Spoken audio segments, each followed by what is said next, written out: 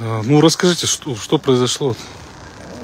27 сентября мен баламдын акыбалы начар болуп, көзүн көрсөм саргайып калыптыр. Мен бияка келем. Приемныйга такси скорый чакырбай эле, өзүм келейин, пока скорый келгенче дептир. Эртеме таң атпай туруп эле келем, такси менен келем. Приемный кабыл албай коет бизди. Баневскийге жөнөтөт, направление коюптур. Баневскийге барып, гепатит А, Б, С тапшырып келгиле деп. Ошондо мен айтам, эме деп.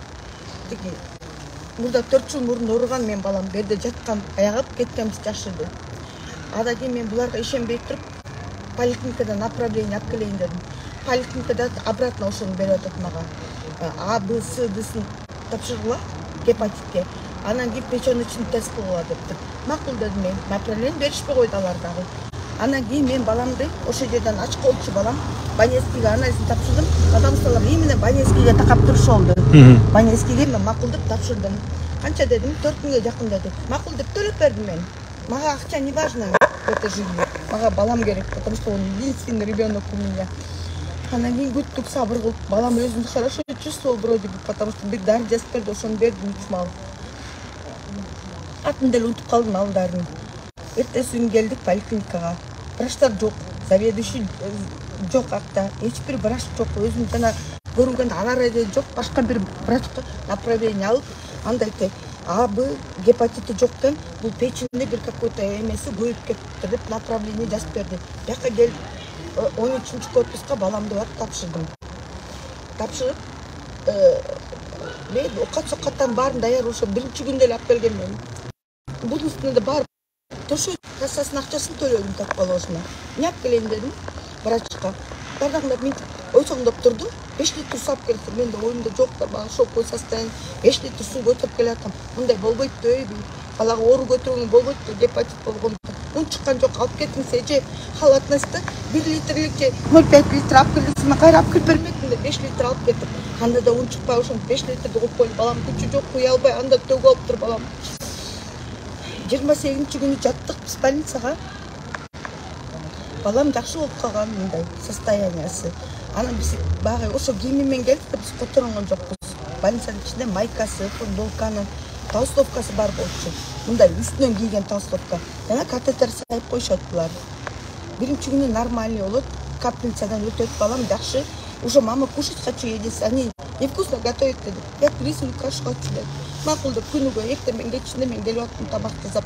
Эчтеке жебей кояктын тамагын мен бүт жасап келем сага. Идишинде жубай эле кой. Мен өзүм жуам, өзүм алып кетем. Мисалы күнүгө идиш көтөрүп турам дедим. 29-ында келдим, балам жашнакай болчу. Ысып тура аябай тердептир. Анан врачтар запрещают жактан. Эшикти жапканга, айнекти жапканга. Мен балам тердейт аябай. Тердегенде ошондо майкасы, футболкасы, кофтасы баары суу болуп калат. Тердегенде терчилүү өзү. Бирдин мурунда эле айтчу, балам майкаңды чечип которуп туруп терчилсин, жөтөлүп ооруп каласың сен депчи. Бул катетерден балам чече албаган, уктап калат, сквозняк дуйт. Ошондо булар билишпей жүрө берген. Бир жагынан пневмония болот балам. Өпкөсү суу тиет. Эшик ачык койдон калат. Анан мама дерти мен таңкы 5:30 турдум деди. Үшүп калыптырмын, бутум таш болуп катып калыптыр, ошон үчүн ачылып калыптыр, кийимим баары кургап калыптыр деди. Жаным деди, мен сага азыр пижамаңды таппай койдум, сен сейчас сумка барам, новую пижаму куплю тебе дедим. Бири-бири карашкан жок, какташтар. Пижаму куплю я тебе дедим. Сумдан барам, пижама алам, котлеты, пареный. Дебу, что ты хочешь, пюре или рис? Мама, я хочу пюре, деди. Катедерге салып алып келип берип балама. Кийимин которойн десем, киргизбей койду, которуп турбай койду. Врачтан сурадым, пожалуйста, өтө катетерден тиги эмне айланайын. Кийимин которуп койчу же өз бирип котороюнчу десем, киргизбей коюшту алар мени. Ладно деп. Акыбаны жакшы үчүн окуп анан кийин эметтим мен. Балам айтты, балам дедим. Чо которду десе көрсөтчү дедим. Которду. Ладно, кийимиң эметип кой, салып кой, мен алып кетем дедим. Бул эмесинде болчу. 30-чы эме болчу, сентябрь. Биринде балам айтты, мама, что-то мне плохо деди. Өзү мынтип киргизбейт да, мынтип басып келди коридордон. Киргизбегени туура эмес. Кальдордан басып келді. Эмне болуп атасың? Эмне эле шалдырып атасың? Каптеле арамзаланып деп багы мен ушинтип багы эркелеп атасың, может, мамасын көргөндө деп. Оюнда жок ошентип мен. Мама dedi, алып кетчи мени dedi. Мен бияктан жаман болуп атам, мен өлүп калам бияктан. Караганын билип турат. Анан кийин экисинде суу төгүп алыптыр dedim. 5 литр куя албай жатат да, биринде эле суу куюп алыптыр, мында эле төгүлүп кетиптир. Кийимин котор балам dedim. Тапочкаң суу болуп калды dedi. Тапочкаң суу болуп калса, кийбе аны, кийбе. Мен азыр сатып келем dedim. Кайра эле суу бардым дагы, домашний носки, бермелер бар. Алып кел, өзүң сумкаңда шымың котор dedim. Новый носки, тапочки все купила, обратно приехала. И балдардын тапочкасын кийип, бутуга суу коюп калбасын деп атам мен. Суу да кие албайт. Алын кетип атат, мама, алын кетип атат, айбеле алын кетип атат, айбеле алын кетип атат. Врачтан суранганда тура нерсени айта албай атат. Врачтан суранат, мен жатайын, мен балам чайып алып келе албай атат, кирип окатты өзүм тыштайын десе, жок деп түртүп чыгарышат. Киргизбей коюшат. Анан да эртесин келгенде мен сестренкамды тааныбай өтүп кетет. Өтүп кеткенде айтат, "Ай, Султан, мен дегенде, деп өзүнө келет. Кайра эле врачтар эжем айтат, мен бүгүн жатайын, мунун акыбалы начар болот деп ыйласа да, жок, кереги жок деп мен таңкыйган бир врач бар экен, кууп чыгып Врачты терезе алып кириш керек болчу да. Андан кийин телефондон постоянно саат 12ге чейин уктабаң үндөр. Мен бияктан чыктым, эртеме келип кетем да. Мама, кандайсыз? Жеттиспи? Карга келдиз? Үйгө жеттиспи? Эмне кылып атасыз? Көкөй сүйлөшүп туруп каждый минут. Айткан ас келишкенсип, эртең 8:30 комага кирди деп айтышып атат. Азыр ошол нерсе келди.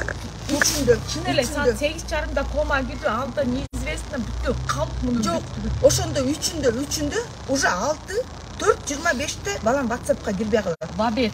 Ответ мага жок. Абсолютно жок. Ошондо мен 10го чейин жазам. Онда бирөө ачты балам телефон, ким ачты билбейм. Почему ты не отвечаешь, Нурсултан, мен свет өчүрбөйүн, уктабайм мен, сени күтөм, мен сенин звоногуңду дейм.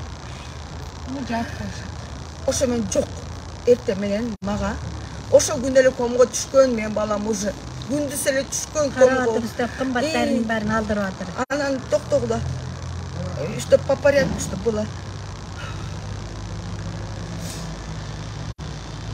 Мама, 8:25-те мен уже таңкы 5-те турам күнүгө. Карадым. Анан чалып балама. Почему ты не отвечаешь? Почему ты игнор делаешь мне? Почему ты так поступаешь? Ну что там, меня не пугай, пожалуйста. Дегенде мындай деп жазам. Жок. Анан мен уже бияка келатканда 8:23-те врачтар чалып айтты. Балаңар комада деп. Бияка келдик, шоковое состояние. Кандай кома кетип калат? Гепатит болуп 4 жыл ооруган балам, бат эле аягы жашнап болуп кеткен. Кандай комага деп мен шок болуп калам. Заведующий чыгат. Балаңар аябай акыл оор деп. Я так думаю, ошондо эле комага түшпөй эле балам уже был там уже мертвый. Они мертвый сюда привезли, наверное, я не знаю. Анан киргизбей коет. Биринчи күн 4-күндө көрсөтпөйт мен баламды. 5-inde көрсөтпөйт. Заведующий вообще близко жолоттурбай койду. Дарилер жазып берип атат, алып келип атам. Анан мен балам комдо айран ичеби? Булар мага айтып атат, айран алып келип бергиле деп. Кымбаттарынын баарын алдырып атыр. Айран алып келип бергиле деп. Мен таң калып атам. Ошол эстедим мен багы. Эми алып жүргөм, шоковое состояние. Мен силерге айраныңарды көрсөтөм дедим эми. Анан кийин жок, кечинде саат 5:30-6-ларда бияка эме бала ушу как раз ушу врач мени киргизет балама. Ошондо бул айтып калат. Дигилер айткан эмес, жашырышкан. Бунун өкпөсүнө бир өкпөсүнө сипти, ковид. Ошону текшересиз деди. Ай мен деле калып, кандай дедим? Адам уну сурап аткан, балам жөтөлгөн жокпу деп заведующий. А мен айтым жөтөлгөн, дегенде мындай болгон. Мы амбрасан выпили, анан жашнакай болуп калган балам дедим. Бүгүн келип айтып кеттим. Мен балам дедим, өкпөсү таза дедим. Потому что третий детскийге барып мен жөтөлгөндө өкпөсүнө кирип кеткен жокпу деп мен балам текшертирдим. Өкпөсү жашнакай дегенде, деп дарысын кагаздарына чейин барып бүттүгү. Кайсы число? Адам мурун мен эмеден поликлиникадан 8 сентябрда полный обследование кылгам. Анын кагаздары бар менде. УЗИден өткөнбүз биз. Тышнакай болчу. Анан бул бала киришкенде мен тиги бала тиги жерде жаткан балам могу жерде. Тиги жерде могу бүттөт го свет. Ошол жерде жаткан. Мен көрүп элем мынтип анан кийин сразу полный төшөгүн ачтым. Сразу көзүн карадым. Сап-сары тиги эме бар го эмеде жанагы күндө сап-сары. Араң эле дем алып атат. Мынтип эле карап эле чачоосу ужас, как страшный. Төшөгүн мамдайынан ачтым. Буту шишиге, кебете шишиге. Анан ар жагынан басып барып тип карадым. Карасам бачасы агып тур капачат. Итип карасам дарыле туруптур. 10 ампуладан жанагы экөөсү сайып тур. Бири дарысынын акчасын көргөн жокмун. Булар еще мага питание алдырды жанагы. 900 сомдук питание 1000 калорий деген.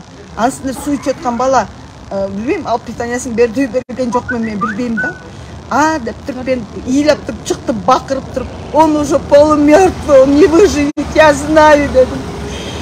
Булар Кудайдан дуа кылгыла деп туруп алды. Анан кийин бүгүн келдим. Бүгүн келсем мен уже жүрөм сескен. Мен 3 күн дедим, максимум 3 күн жашайт мен балам дедим.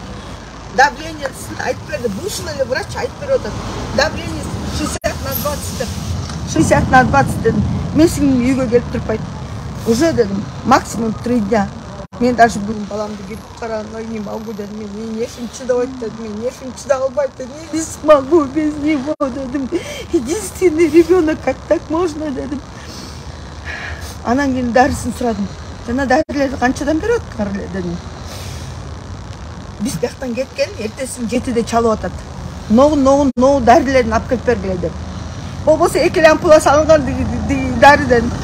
Эртесин бул батыраак келе атасызбы? Кардесе, келе атасызбы деди. Кирдим да бисактын поликлиникага чектерин баарын сактап койдум. Кирдим да ошо дарыны алып келип бердим. Азыр келип врачтан сурадым. Канча күн ошо канчадан күн бияктан сурадым, күндүз жана күндүз.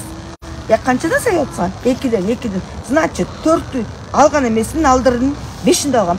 5-и, 6-сы, 7-си, 8-и, 9-у. Мейли, 5 күндө ошо дары жетпек мен балама. Эмнеге 7-синде чалдырдык, ошо дарыларды алдыртып атат мага. Андан тышкары ладно. Гепатит A'сы чыккан жок, Б'сы чыккан жок, С'сы чыккан жок. Булар мени Хумага жөнөттү, Аквага жөнөттү, Банескиге дагы жөнөттү булар мени. Дагы канча да бир анализдерине жөнөттү. Дагы чыкпаган дагы 4 анализ бар. Аквада бул. Биз Аквага өзүбүз барып алдык. Бирок Хума менен булар Банески менен иштешет экен, как я фамилия.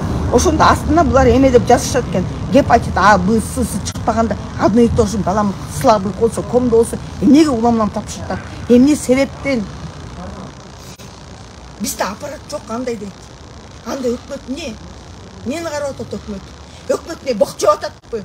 Биякта деген канча деген өлүмдөр чыгат экен. Мен деген канча акча төлөтөт атат. Менде анда эмнеге уламдан күн-түнү баламдан кан алышып өргөн? Эмне себептен кан алышып өргөн булар? Эй Аллахым, эй болсо бүгүн чалды кабар берди мага. Мен 3 күн чыдайт дедим, баламчы. Чыдап жашайт. Мен келем дедим журналисттер. Мен күндүз айтып кеткем. Мен журналисттер менен келем.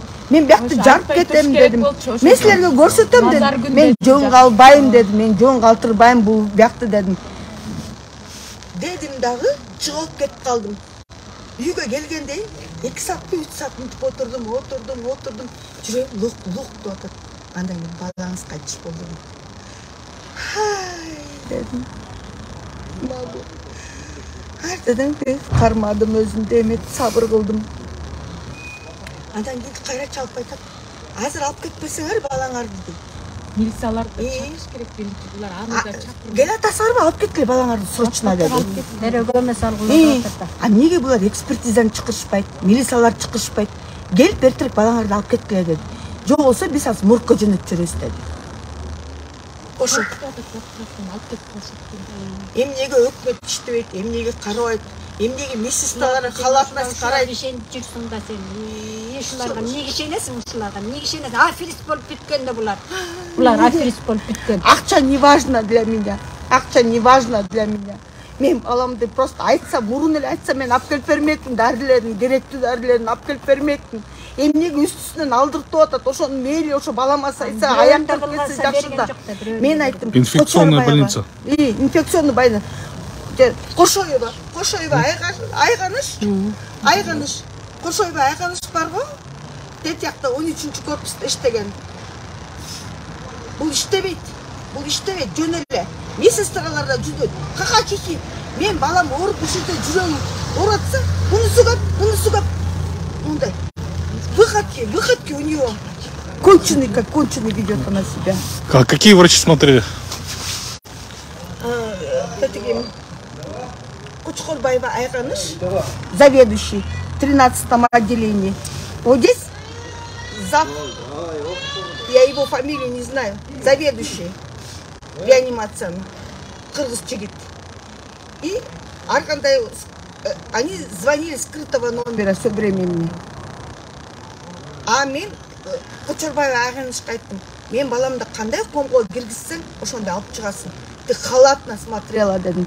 Силер эшти жаптырбай, чирке бар экен акта. Айнектин баары ачык экен.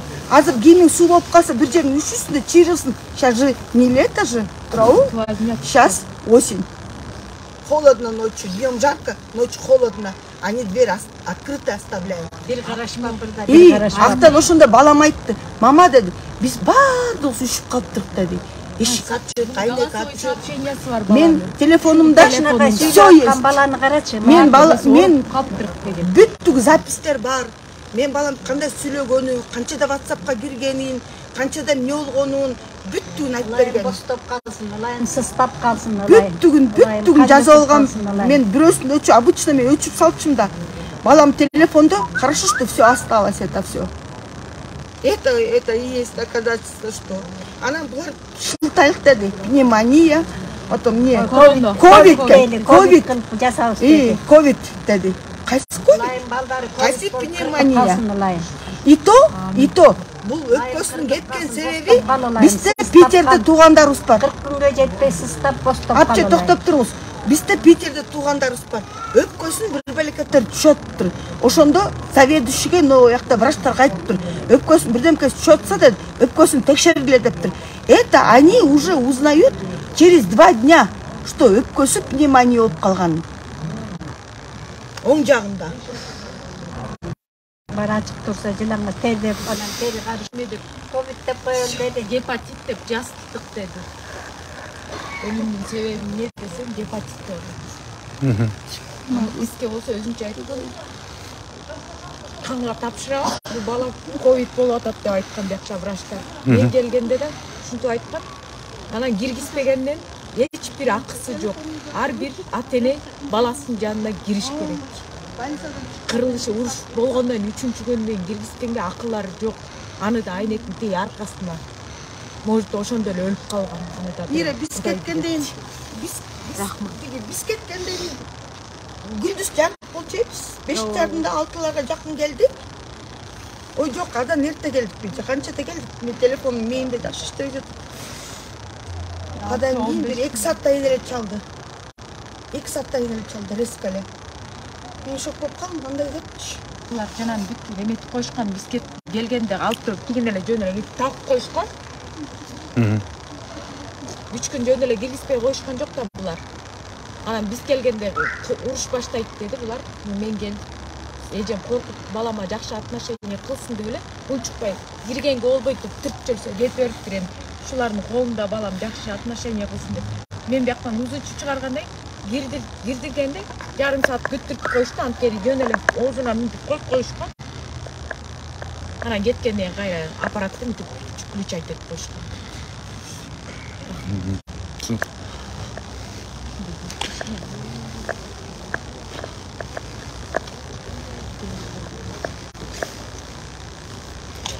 Сейчас мы это заждем. Экспертиза. Азыр бүтүп атасыз мурттон да?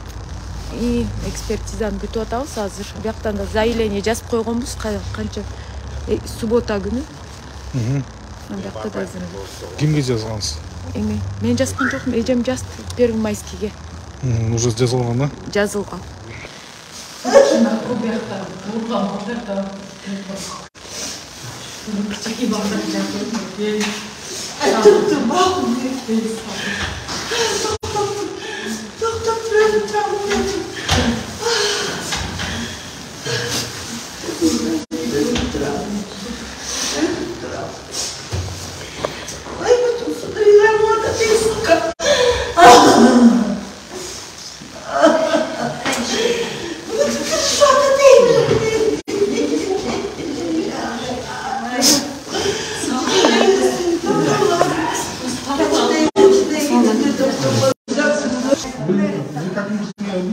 Что ей надо здесь делать? Ну так тоже неведение, тоже держать нельзя. Позовите следователя.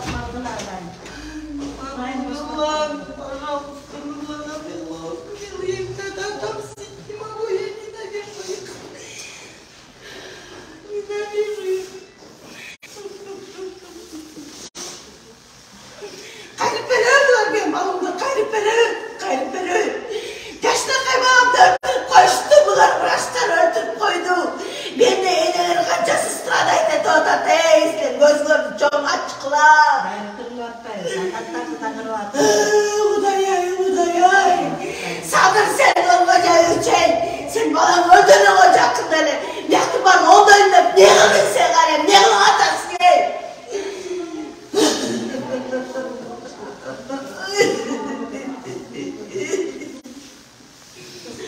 Boncuk'tay balam öldü, Boncuk'tay balam öldü. Samsun gelgen balam öldü.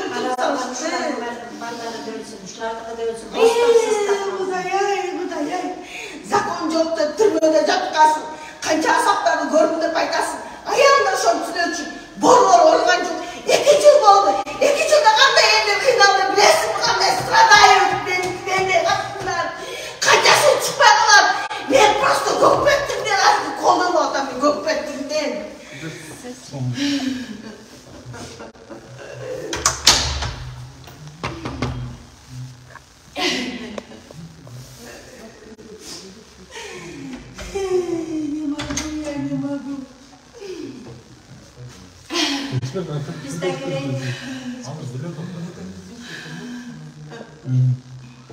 Нет, когда подъедет? Жаңа алып кетіп келе жатпадыр білей. Жаңа алып кетіп келе жатпадыр балам дей. Азыр алып кетіп келе жатпадыр. Жаңа алып кетіп келе жатпадыр білей балам дей. Жоқ, жаңа алып кетіп жатқан балам дей. Алып кетіп келді. Мен врач шығып тұрып айтқан. Балам алып кетіп. Жосын отқа жөнеп саласып қорқытқан мен бұлар. Это как теперь не дают мне ребенка? Почему? Жоқ, қандай сейчас не даете ребенка? Неменеге? Себептер не? Жаңа айтқан, моргқа алып, мен алып кетпеді. Моргқа жөнеп жүріс, ертең батырақ балаңызды алып кетпеді.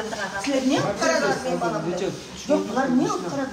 Балаңыз бар ма? Жоқ, я как сказал, что вы хотите сейчас? Нет, почему біледі?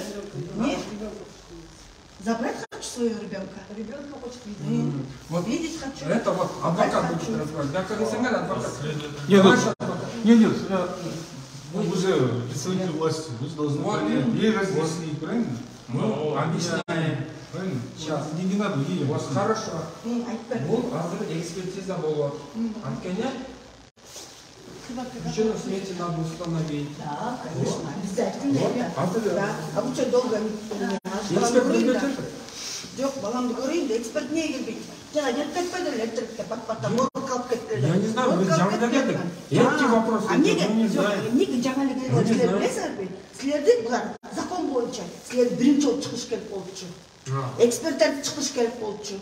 Алар неге шыққызған жоқ? Бұлар айтқан, ертерек, батырақ алып кетті. Эксперттер, көрсетпейін деген.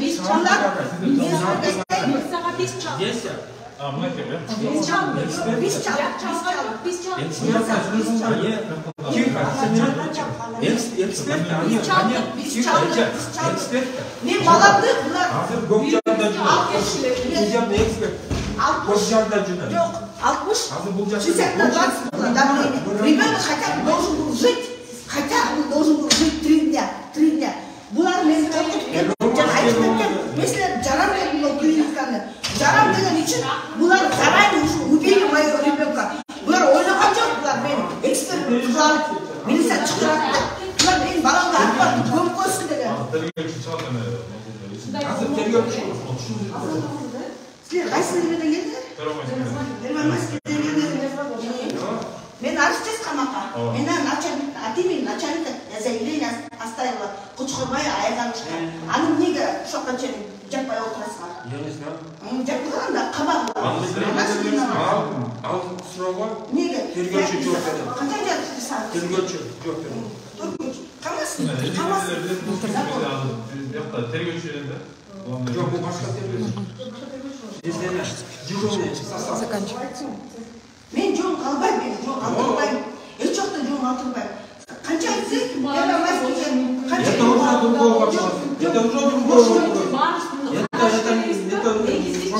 канча деген өлүмдөр келет.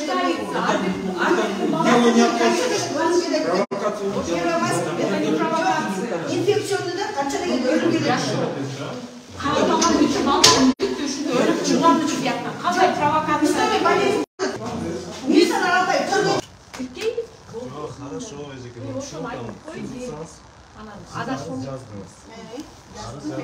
регистрация болды. Азыр чакырдыңыздар, келди, чыгышты. Баланы көрдү. Неге биз чыгышыбыз керек? Булар не өзүнүн жумушун кылбайт? Жок, буларды да чакырышты. 102-ге чыкты. Жок, 102-ге потом чыктык, биз кетпейбиз. Булар биз кетпейбиз.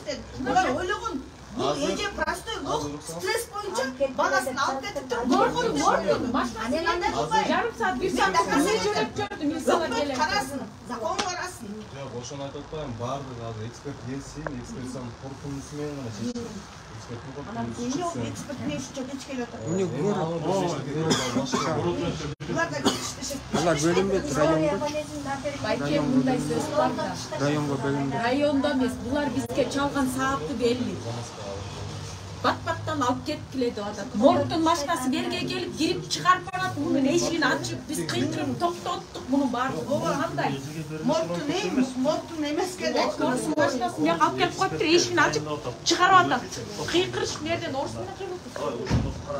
Кетип чыгарбайбыз деп. Ал милициялар келет. Бүт чыгарып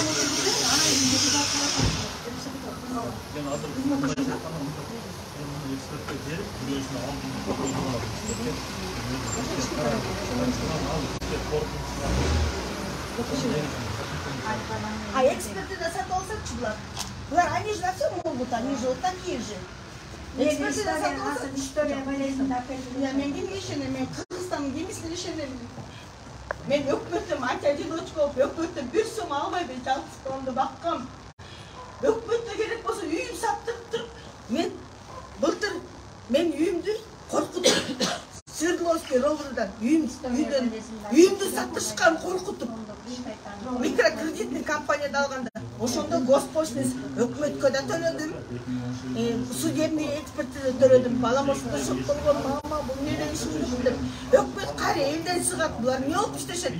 Болбосо мен мать-одиночкамын, мать-одиночка жалгыз баккан аялмын, балам бар, бир эле балам. Булар пособиесин нахуй сураса болгон мага, мен андай катты эмесмин. Мен өкмөттүн 1 сом пайдасы жок мага, өкмөт только зыян, элдерге зыян, элди сыгат. Мен өкмөткө вообще ишенбейм. Это невозможно ишенгем буларга. Кимге кимисине ишенем, мен кимисине ишенем. Мектептен акча сурашат. Мектепте сколько я боролся. Не отурат этот президент. Эмне үчүн отурушат тияктан? Кыйын болуп туруп, акча көргө алып кетеби анын бардыгын. А өлүм деген эртең эле минтип өлүп калат элдин бардыгы. Кыргызстан үчүн болсо, Кыргызстан күйүм болсо биле кылмак да. Не көйүттү мугалимдердин айракта, врачтардын көйүттү. Булар дагы деле толбойт, дагы деле алышып атат. Эмне кылып иштешет булар? Мен чыда албайм, мен вообще уму непостижимо. Булар эмне кылып иштешет? Акча, бүт жер коррупция. Ушундай Кыргыздын калктары ушундай алгандай карап берсе гана. Эмнеге булардыкы садырны койчу эмес, айтайынбы? Булардын зарплатасы $1000 кылсаңар да, $2000 кылсаңар да, мугалимдикин көтөрсөң дагы деле алат. Мынакей мен мектепте, мынакей балдардан дагы деле директордун баары алмашты. Дагы деле 3,5 сом сурап атат. Мусотна деле сурап атат. Охранасына сурап атат. Бүттүгүнө сурашып атат. Болбойт бизде Кыргызстан эч жакта оңолбойт, эл журттар. Биякта мынакей мен баламды жаштакай баламды өлтүрүп салды. Алып берип койгочу, аппараттар жок экен. Эл журттар чогулган акча чогулуп аппараттар болбойт. Чогултула. Байлескин жок кылсын. баланы жадагы полный эмелер бар жок кылсын. Чоңдон клиникалары жок кылсын. Кыйын президент болсоң жок кыл. Тарыхта калам десең. Жок болсо сен де кетесиң шышпа. Потому что биздин кыргыздын эли кандуу болот. Ойлобогула, канча президент келди, кимис бирөөлөр оңогон жокса, сен де кетесиң. Эгерде дагы оңоп могу жерде оңоп калбасаң, канча деген өлүмдөр болот могу жерде. Менде деген энелер кандай күйүп атат. Сен жүрөң оорубайт, потому что сен бир балаң өлсөдү. Сен 4 балаң бар, 4 балаң үчүн жашайсың. Мен бир балам бар. Мен ким үчүн жашайм? Ким үчүн жашайм? Мен де аялдар канча кор болуп жүрөт, чыкпай калып